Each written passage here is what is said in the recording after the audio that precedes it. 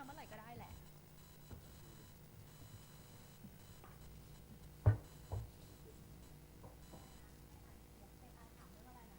total system sale ทำไมแบบไม่เหมือนกับเพราะว่าแฟรนไชส์มันขึ้นเลยใช่ก็เพราะว่านั่นแหละก็เพราะเป็นแฟรนไชส์มันขึ้นเลยก่อน that's why you should talk profitability ที่มันดีขึ้นด้วย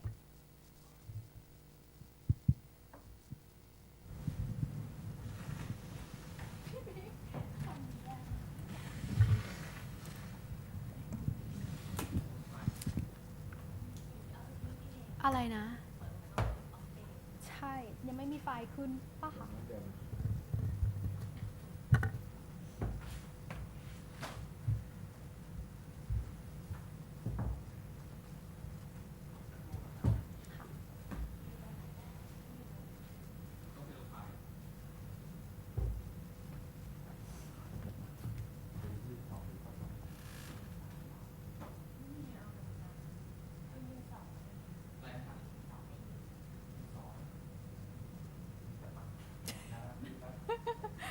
ไม่บอกเรามีปากกา2 อันเราก็มี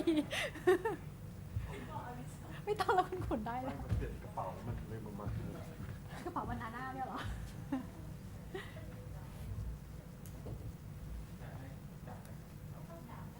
อะไรนะใช่ได้เดี๋ยวขออนุญาตเด็กลงไปนิดนึง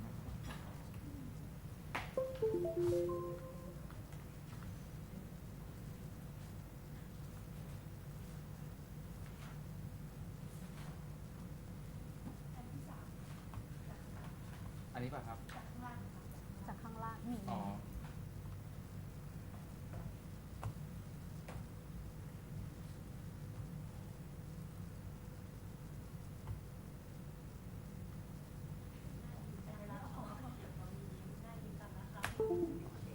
ขอบคุณค่ะ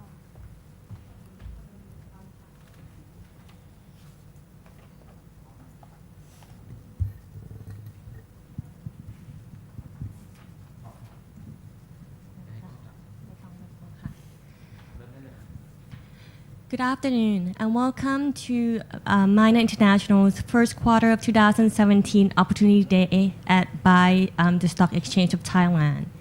Today I have a pleasure of introducing our presentation in which you will hear from Mr. Chayapat Paitun, Deputy CFO and Strategic Planning, and Mrs. Juthatip Adunpan, Vice President of Investor Relations, who will give the performance update of the first quarter 2017 and also the key highlights during the quarter.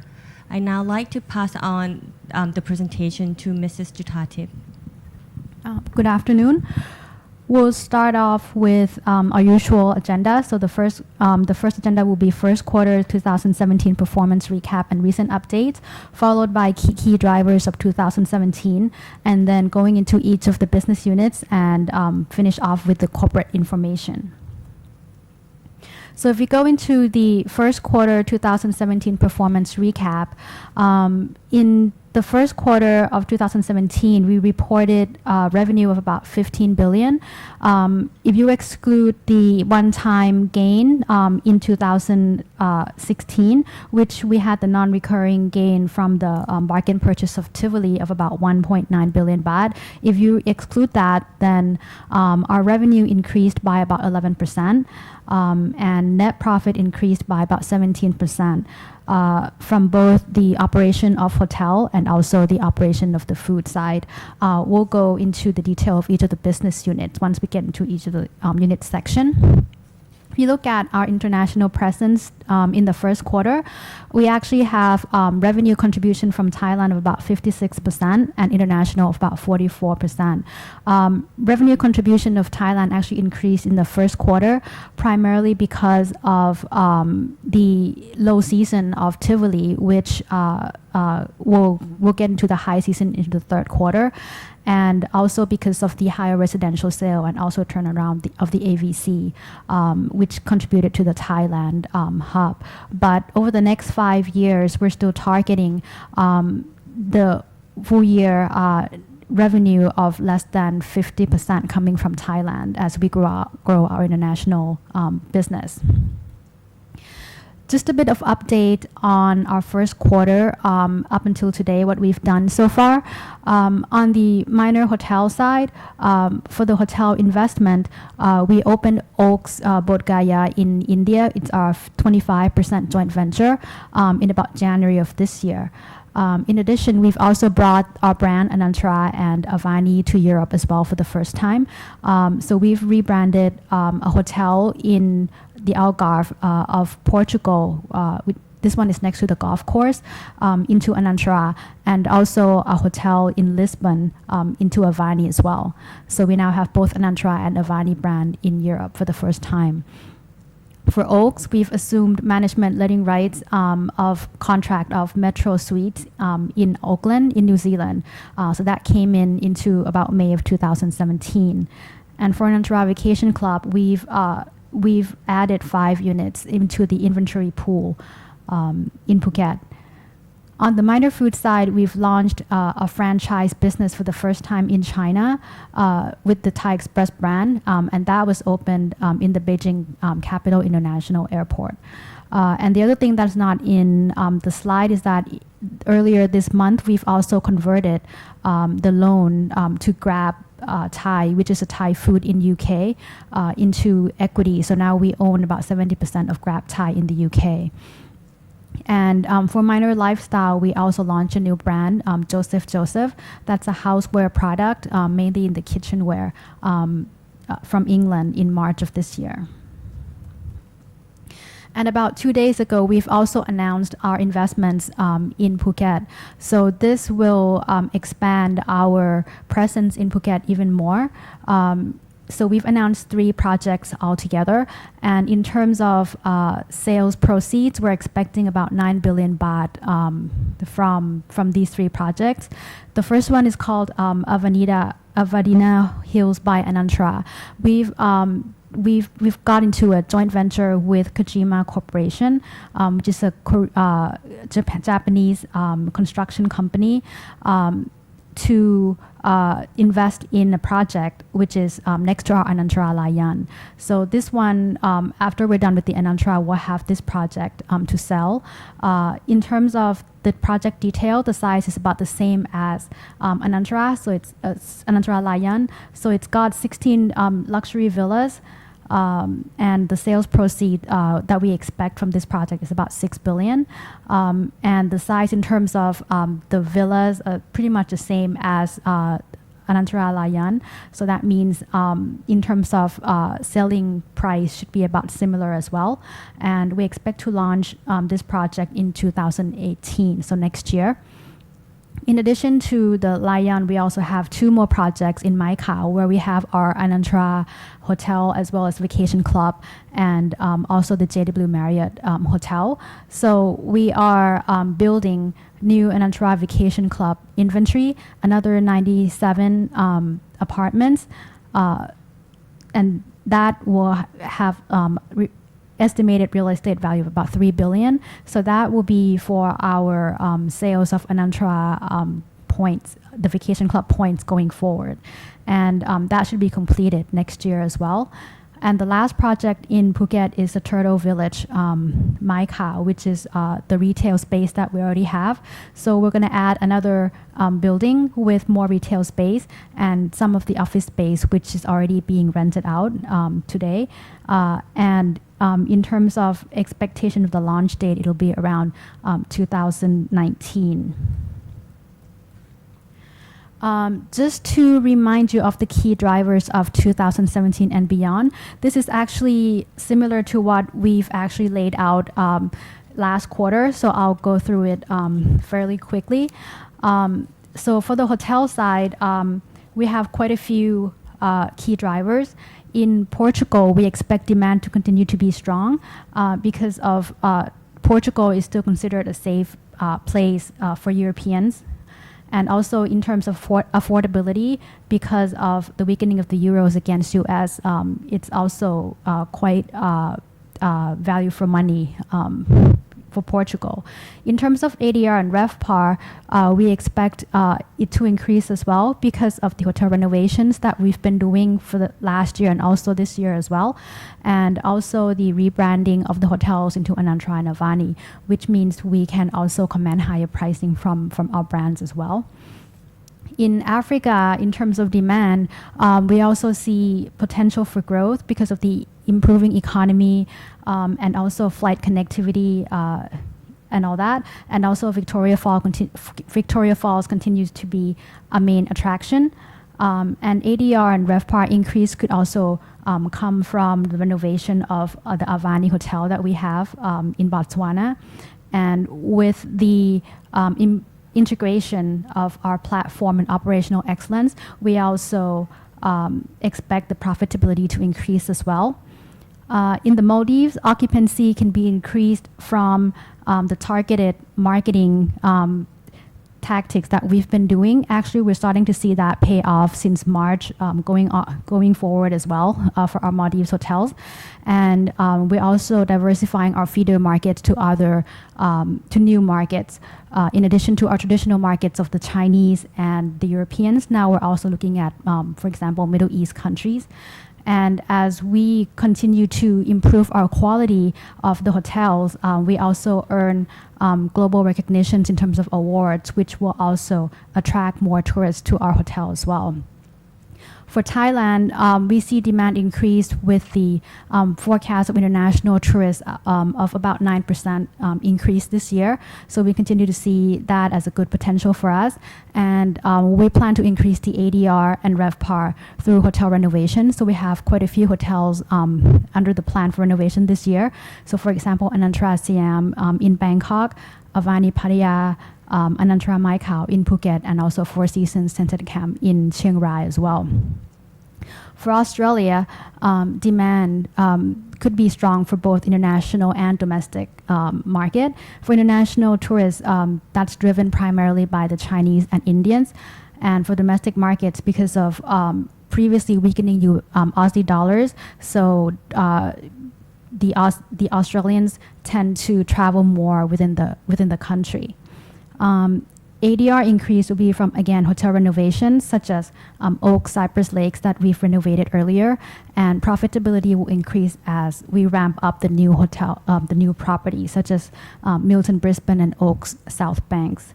And in terms of room counts, we continue to increase number of rooms, both within Australia itself and also outside, such as in India, which we just opened earlier this year, and Middle East that we opened last year. For hotel management contracts, we continue to increase number of hotel rooms. And the last business is real estate business. We continue to see strong pickup for residential sales. So both from Anantara Layan, Anantara Chiang Mai, as well as Torres Rani in Mozambique. And of course, we have more projects that we've announced to be in the pipeline for future sales proceeds as well. And we've seen turnaround of the Anantara Vacation Club since the fourth quarter of this year. On the food side, in Thailand, we continue to be positive on the macro environment as we see recovery of domestic consumption, both from increased infrastructure spending and also higher household spending as well. And for ourselves, we also have our strengths such as strong brand portfolio that we have. Most of the brands we have command already high market share. And also we continue to come up with new product and service innovations, whether it's in the pizza company where we now have the burger crust pizza, or in Burger King where we have grilled chicken with sticky rice. And we're also focusing on the digital strategy and delivery platform as well. So we now have our own app, not only for pizza company, but we're also looking at adding for other brands as well. And for China, in terms of revenue potential, we're looking at product improvement to make sure that we capture the middle class. And also we try to expand our delivery channel, which is a fast-growing segment. So, for example, for Riverside, usually it's just a sizzling fish. So we now have it designed so that it can be packed in the boxes and can be delivered. Or Sizzler, for example, we also have takeaway delivery salad, like salad to go. And we'll continue to develop our Thai Express both in terms of owned as well as franchise outlets. So now we have one outlet in Beijing, and we are opening one more this month. And for Riverside, we're still on plan to increase the stake in Riverside according to the original agreement with the founders. And in terms of efficiency and profitability, we are improving through the operational excellence, supply chain management, and also network planning. For Singapore, new management has been put in place. We're also strengthening our Thai food portfolio to make sure that we have the right product when the market turns around in Singapore. And we're also trying to do better segment for each of the segment of the Thai food as well. So we have Thai Express as the middle class market, and then we have Basil, which is a bit higher end, and also the noodle place, which is more affordable. And in addition to that, we're also looking at expanding Thai Express outside of Singapore. So we're looking at franchising opportunities, whether it's in Vietnam, Malaysia, China, or in Thailand as well. And in terms of efficiency and profitability, we are looking at doing portfolio rationalization. So we might be closing down some of the non-performing outlets or changing it to a different brand that may be more suitable in that location. So with that, we'll be able to maintain the profitability of the Singapore hub. The last one for Australia, in terms of revenue potential, so we continue to strengthen the franchise capabilities through trying to use our platform, what we have here in Thailand, so through operational excellence and also the global platform. And then we look at opportunities to franchise the coffee club, not only in Australia, but also in other countries such as Middle East, Thailand. And in terms of efficiency and profitability, the way to improve that is to expand the coffee roasting business, which is a higher margin business for us. Now, going into the first segment, the first business unit, the minor hotels.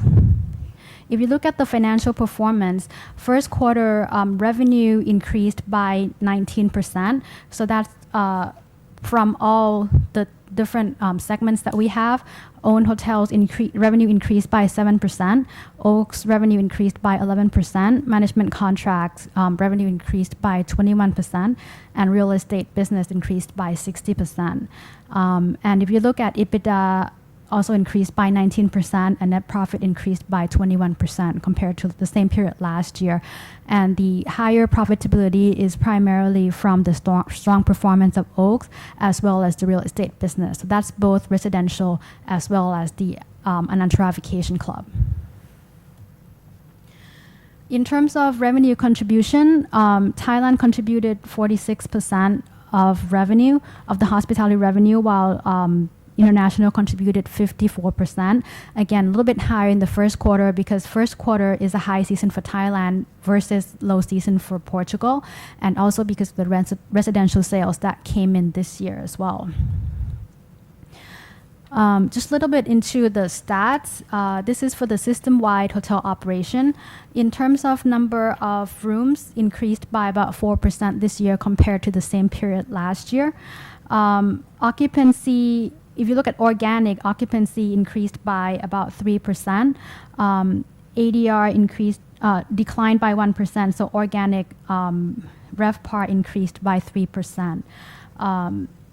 So that's primarily from the RevPAR increase is primarily from the occupancy increase. But if you include the new hotels, then RevPAR for the system-wide hotel declined by about 2%. So that's primarily because of the new hotels that came in this year. going into a little bit of detail, so for own hotels operation, which is about half of the hospitality revenue, number of room increased by about 8%. So that's primarily from the opening of hotel in Sri Lanka and also the increase in the shareholding in the hotels in Zambia from 50% to 100%. So it's the categories changed from joint venture to owned hotels, and also a hotel that we acquired in Samui as well. In terms of occupancy, it increased by about 1% and organically, and ADR increased by 2%. So RevPAR altogether increased by about 4% for organic hotels. We'll go into detail so that you'll see better breakdown between Thailand and overseas. So for Thailand hotels, which account for about 30% of total hotel and mixed-use revenues, and overseas hotels account for about 19%. If you look at Bangkok hotels, organic RevPAR increased by about 3%, driven primarily by the occupancy. And if you add new hotels, which still at its ramping up stage, the Avani Riverside, then the RevPAR, system-wide RevPAR of Bangkok hotels increased by about 2%. For Thailand provinces, we saw organic RevPAR growth of about 1%. So we're starting to see gradual recovery from the morning period in the fourth quarter. For overseas hotels, we saw organic RevPAR growth of about 8%. Okay, if you break down a little bit further of the owned hotels, so Thailand, as I said earlier, RevPAR growth was about 1%. If you look at international tourist arrivals coming into Thailand for the first quarter, it increased by about 2% in the first quarter. So while our hotels saw room night increase of about 10%, so we're actually outperforming the industry in terms of occupancy or the volume. And if you look at system-wide RevPAR of Thailand-owned hotels, it was down by about 1% because of the addition of Avani Riverside. But going into second quarter, we're starting to see an improving trend. So if you look at our RevPAR quarter to date, including April and May, RevPAR of Thailand actually increased by double digits. So we're seeing pretty good traction going into the second quarter. For Portugal, for the first quarter, we reported negative RevPAR growth of about 6%. That's primarily because of the renovation of the 3 hotels that's ongoing. But if you look at just the 2 hotels that were renovated last year, Tivoli Oriente and also Tivoli Villa Mora, we actually saw double-digit growth of RevPAR for those 2 hotels in the first quarter of 2017. So that means that once that are new hotels that have been renovated, the 3 hotels that are being renovated today, once they're done, they will also they will also get high RevPAR growth as well. And for the month of April and also half of May for Portugal, we also see high single-digit RevPAR growth for Portugal. So fairly good traction for Portugal as well. For the Maldives, in the first quarter of this year, we saw a RevPAR decline of 5%, which is actually an improvement compared to RevPAR decline of 15% in last year, 2016. And if you look at the trend, actually we're starting to see positive RevPAR growth for Maldives since March, and that continues going into April and also into May, in the first half of May as well. So for the quarter to date, in the second quarter, we're also seeing double-digit RevPAR growth for the Maldives. For Brazil, we started to see turnaround since the first quarter of this year.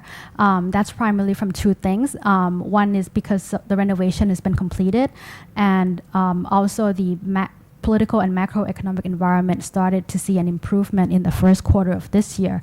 And that also continues going into second quarter of this year as well. We're still seeing double-digit RevPAR growth for Brazil. And the last market for us is Africa. In first quarter of this year, it's been a bit of a slow, low season, especially for Zambia. But we're already starting to see an improving trend going into April and May. So in April, we're already seeing double-digit RevPAR growth for Zambia market as well. So all in all, for the hotel business, we're seeing very good traction, very good turnaround for pretty much all the markets we're in. For Oak's operation, which is about 19% of our total hospitality business, continues to do well and very stable. So in terms of number of room increase, a bit flattish in the first quarter of this year, but ADR in Aussie dollar term continued to RevPAR for first quarter continued to grow at about 4% compared to last year. And if you look at our revenue for Oaks, it's actually up by about 11%. So very stable business for Oaks. For management contract, which is about 4% of the hospitality business, we continue to see growth.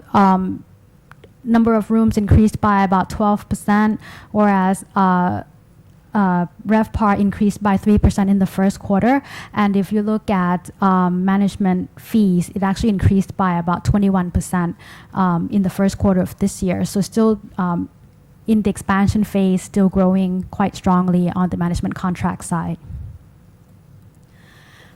In terms of hotel expansion pipeline, we continue to have like about 1 to 2 invested hotel per year for the greenfield projects. Anything on top of that, again, will be through acquisitions. And we continue to have a lot of hotels in the pipeline for the management contract side as well. Going into the real estate business, which is about a quarter of our hospitality business in the first quarter of this year. So the ongoing projects include the residences by Anantara Layan. So this one, we've actually closed 3 units of sales in the first quarter of this year. For Chiang Mai, we've also closed about 3 units. And for Torres Rani in Maputo, we sold 1 penthouse unit in the first quarter of this year. So the momentum has been very good in the first quarter. And a lot of investors think that it could be lumpy. Some quarters will have the sales, some quarters we won't, and what happens next over the next few years. So what we're trying to do is we're trying to announce as many of the residential projects as we can to make sure that we have the pipeline going forward. So in addition to the Phuket that we talked about earlier, the Avadina Hills in Layan, we have also earlier announced the one project in Desaru in Malaysia and also 1 project in Ubud in Indonesia. So the 3 projects will provide us with the inventory for residential sales over the next 2 to 3 years. So we'll make sure that we get these proceeds coming in, and it's not, just a lumpy one-time thing for us. And the last business under the real estate business is the Anantara Vacation Club. So this one, since we adjusted the sales model since 2015. We started to see that pay off since fourth quarter of this year. Fourth quarter of last year, where we started to see sales improvement. And in the first quarter of this year, we actually saw revenue increase by 27% year on year. So we're actually seeing a good traction on the AVC as well. If you look at in terms of number of members, now we have about 8,500 members, an increase of 18% compared to the same period last year. We've added 5 units, as I said earlier, in Phuket as part of the inventory. And in terms of the growth drivers for each of the markets, it continued to be our China, Hong Kong, Thailand, and Singapore markets. So we're quite confident. We're starting to see pretty good traction for the last 2 quarters for Vacation Club, and we're pretty confident that after we've adjusted the sales model, we should continue to see sustainable growth for this business going forward as well. Now I'd like to turn to Kunchayapat for minor food. Okay, for performance of minor food, we also saw improving trend and encouraging trend as well in the first quarter of this year. If you look at the revenue and profit, they all grew year on year. Revenue grew by 3% year on year, driven both by revenue from operation of our restaurant business as well as our franchise income. Revenue from operation rose by about 3% year on year, on the back of improved performance of our Thailand and China hub, as well as improved performance of smaller potential cluster that can be developed into a hub in the future. For example, the likes of the Maldives, India, and the Middle East, they all see improving trend in terms of revenue growth. So that helped, together with Thailand and China hub, those smaller hubs also help alleviate the negative impact that we felt from Singapore hub. And if you look at franchise fee also increased by 11%, quite strongly from the expansion of our franchise outlets. The increase in the number of franchise outlets was roughly about 8% year on year in the first quarter. And if you look at EBITDA and NPAT, it also grew by 7% and 12% respectively.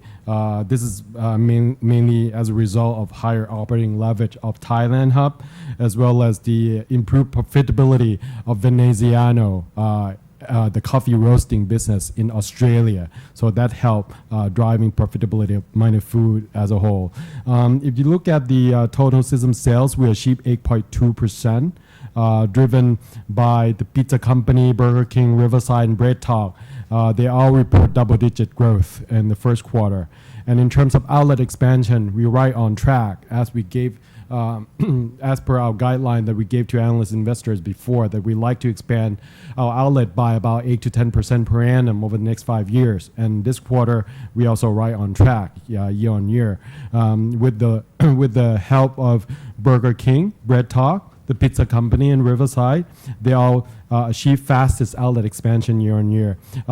The pizza company, even though they've been around for a long time in Thailand and outside Thailand, we can still grow the number of outlets of the pizza company, not only in Thailand, but also in CLMV or Southeast Asian region, the likes of Cambodia, Myanmar, or Vietnam, saw improving or expanding number of outlets as well. In terms of same-store sales growth, we achieved positive 1.3% in the first quarter of this year, and that helped driven by both hot chain and cold chain. Our flagship brand in hot chain like the pizza company and cold chain like Swanson's all performed well in the first quarter. So you probably saw some soft performance of Swanson's or our cold chain last year, but we started to see a big turnaround of our cold chain of Swanson's in the first quarter of this year already. So good trend right there in Thailand and also in China. Riverside in China also saw a very strong same-store sales growth as well in the first quarter. Even though our Singapore hub still experienced some, slowdown, soft performance in the midst of the challenging economic conditions and competition, which has been intensifying over the past few months. So. Having said that, even though we are on top of mind, we have strength, we have strong brand equity. We don't stay complacent. We're still very proactive in terms of pushing our marketing promotional campaigns, coming up with new product innovations just to lure more traffic to our stores. And that proved to yield a very handsome result in the past quarter and quarters to come too. If you look at next slides, we showed you the split between our domestic and overseas contribution in terms of revenue. Thailand still contribute about 63% of our total revenue, while 37% coming from overseas. So Thailand's still doing, like I said earlier, doing really well. So that's why proportion has expanded a little bit from the previous year. Right now we have 4 hubs: Thailand, Australia, China, and Singapore. And like I said earlier, we have tried to develop other clusters that we have in the Maldives, Indian Ocean, India, Middle East, and those can potentially become big hubs in the future too. And those are gaining good traction in terms of their performance as well. If you look at the stats, I mentioned a little bit about total system sales and same-store sales. Total system sales, we achieved 8.2% in the first quarter. That was driven by same-store sales of 1.3% and then outlet expansion of 8% year on year. That's what's first quarter.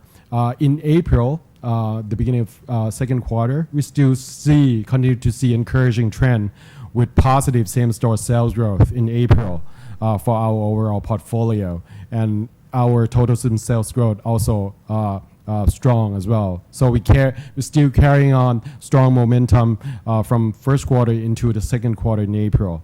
And if you look at the number of outlets that we have, 2017 outlets, we still stick with our disciplined outlet expansion, and we hope that by the time 2021 arrive, we will achieve more than 3,000 outlets in the next 5 years.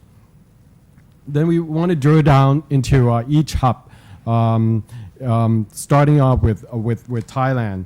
Thailand have resumed a strong growth as the Thailand gradually recover from the mourning period in the fourth quarter of last year. So with our leading position in the industry, with successful product and service innovation, marketing efforts, Thailand have still see very strong same-store sales growth of 2.6% in the first quarter of this year. And total system sales was as high as 10.4%. So that was in the first quarter. Core brands like the pizza company still built itself on innovation of product services, new promotional products. We also focus on mobile apps, technology, delivery platform to enhance customer traffic. For Swenson's, which saw a soft performance last year, we saw some turnaround right there. On the back there, revamp of their product presentation style, just to encourage people to do post picture on social media, and then that's in itself attract more traffic to the store, as well as the we shift our focus to do more on kids segments, which we used to do originally before. So we focus on trying to have some events or some campaigns to attract kids, children to our store, and then they'll bring the whole family with them too. That seems to work really well in the first quarter.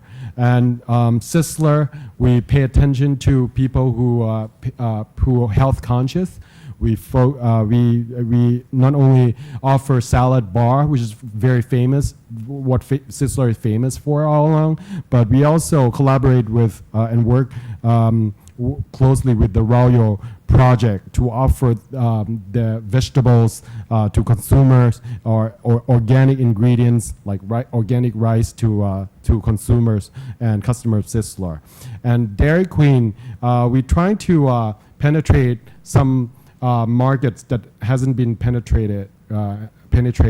Normally we go onto malls, shopping centers, but now we start looking at universities, hospitals, where there's a lot of potential customers, So we start to do that, and it worked really well. We also partner up with third-party delivery service operators as well, just to deliver all this food. We don't just, we're still working very hard on our 11/12 delivery platform, but we also have to partner up and work with other third parties delivery operators as well, just to get our product to consumers even more.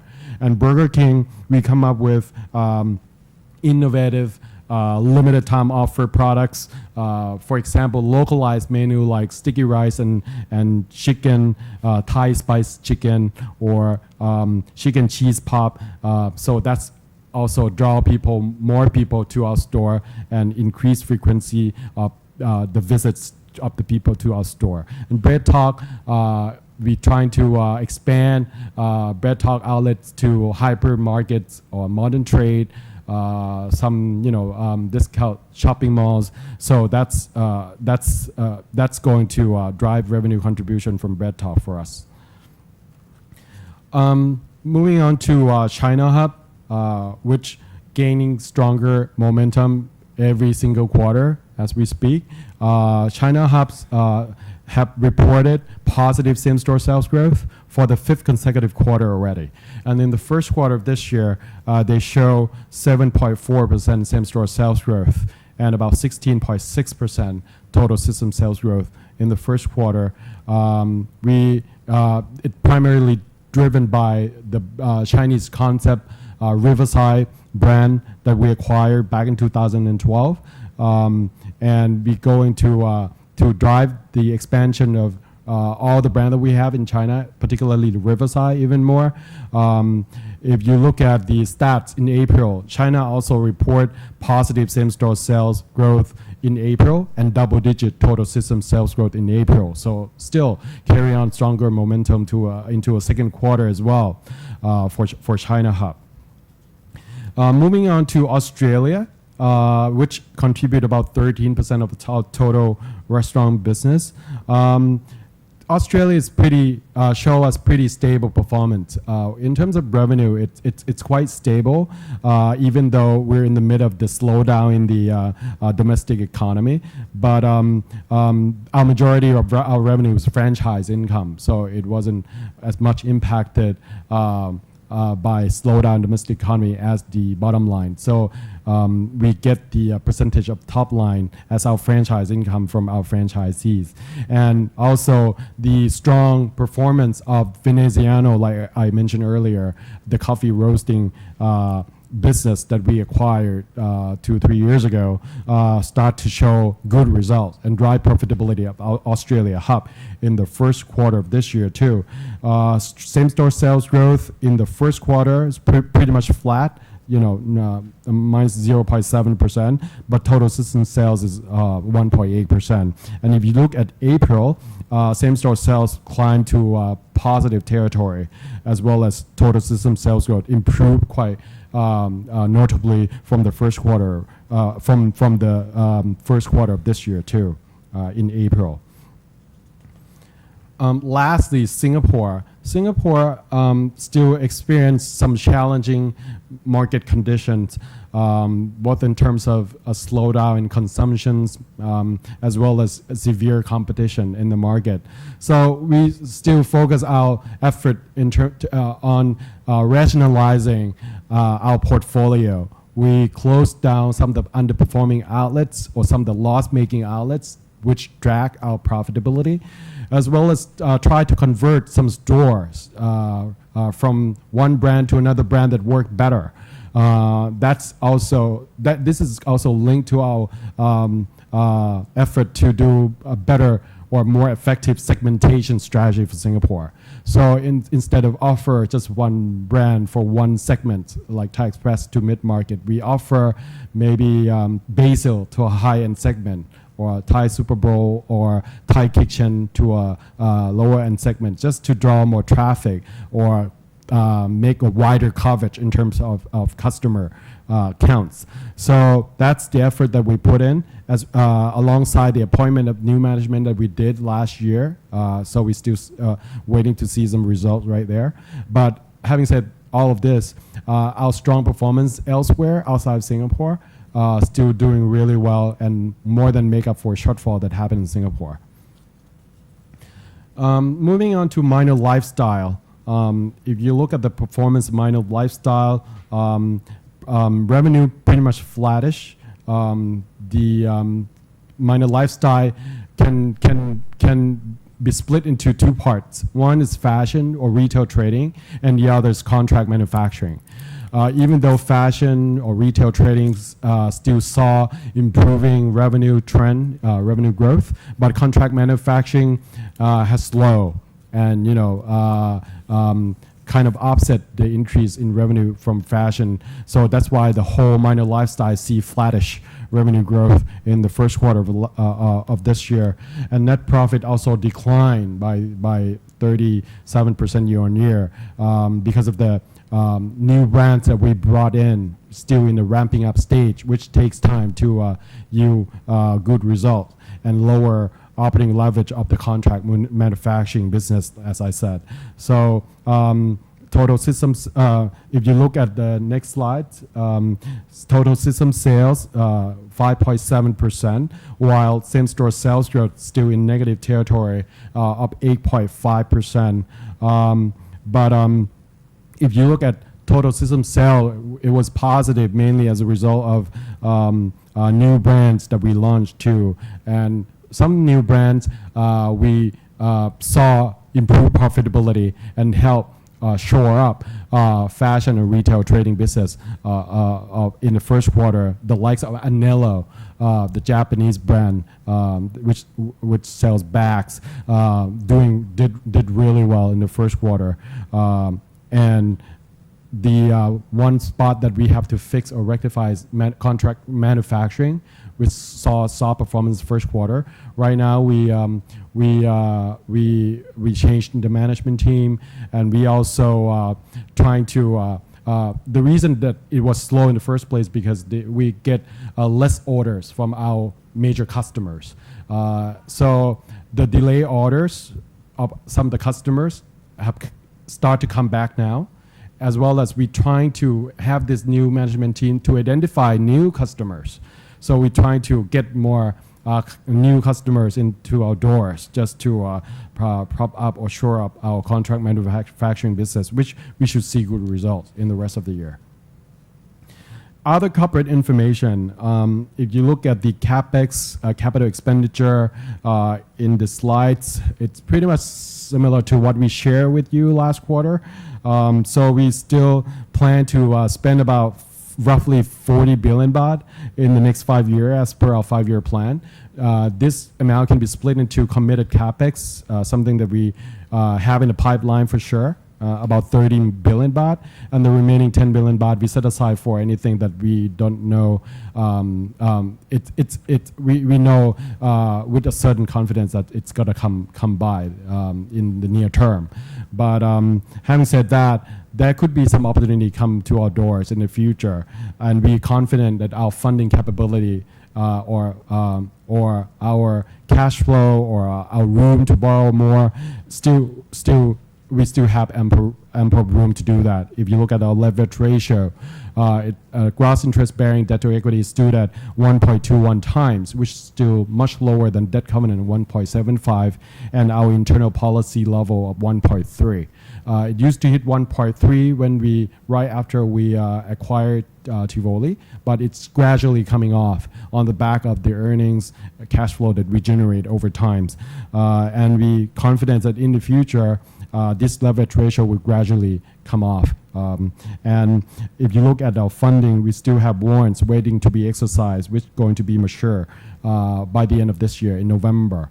And that will provide us with another 7.7 billion baht too.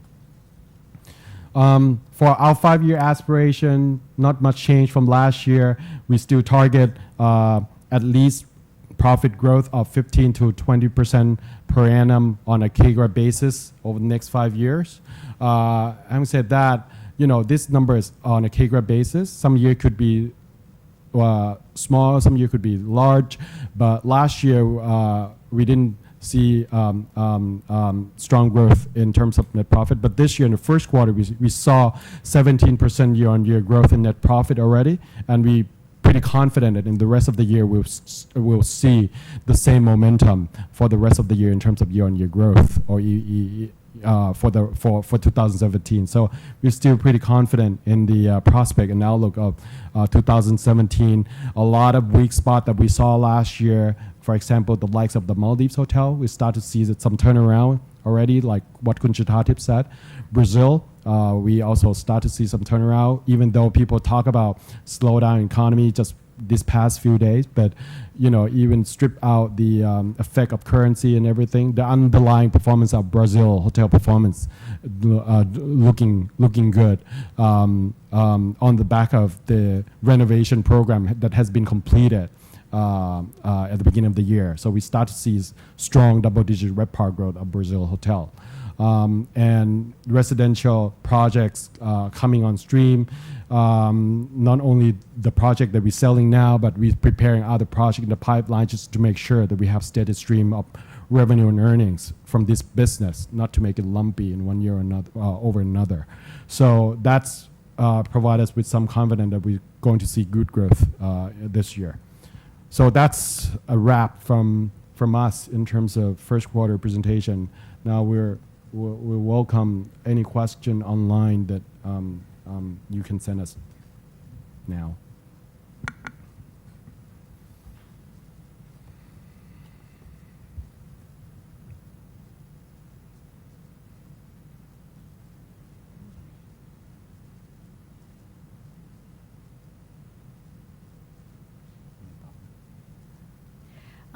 The question is, total system sales grew by 8% in the first quarter, but revenue of the restaurant business only grew by about 3%. And as for the reason for that, well, the total system sales include all the sales, both equity-owned as well as franchised outlets.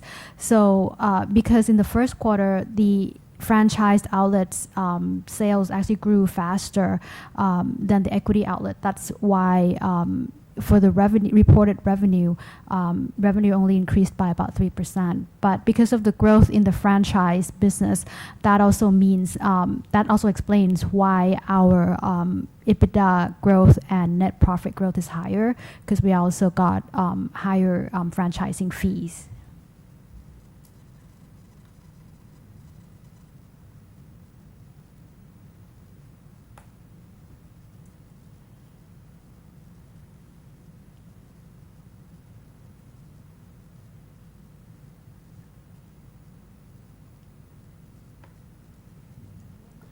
Well, if there's no more question online, we welcome you to send us any questions after to our investor relation department.